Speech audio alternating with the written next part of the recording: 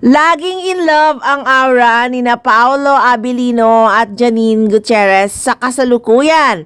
Lalong gumagwapo si Paolo Abilino at laging blooming si Janine Gutierrez. Ramdam na talagang happy at contented sila sa isa't isa.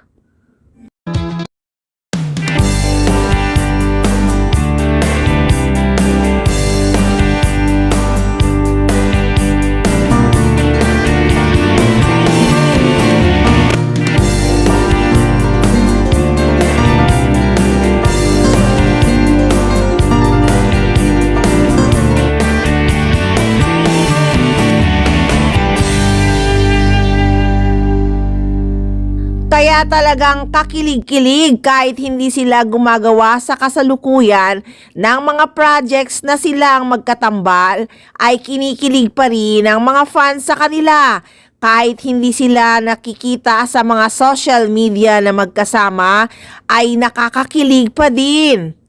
Ika nga ng mga fans, pareho silang magaling na artista at talagang hindi sila pwedeng igapos sa isa't isa. Pwede talaga silang itambal kahit kanino.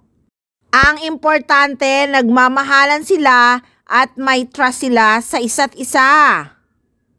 Kakaibang chemistry talaga ang taglay ng dalawa. Sobrang lakas. Sana nga sila talaga ang magkatuluyan kasi sobrang bagay na bagay talaga silang dalawa.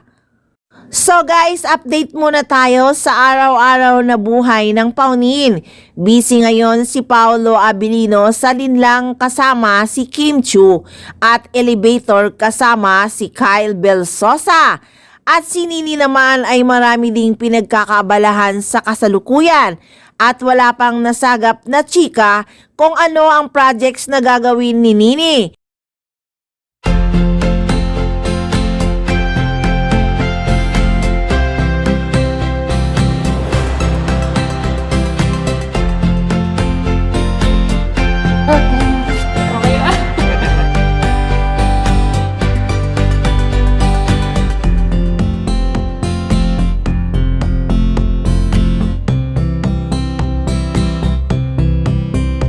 Kaya abang-abang lang tayo, baka sila na ni Paolo ang magkatambal bago matapos ang taon ay gagawin na ang movie nilang inaabangan.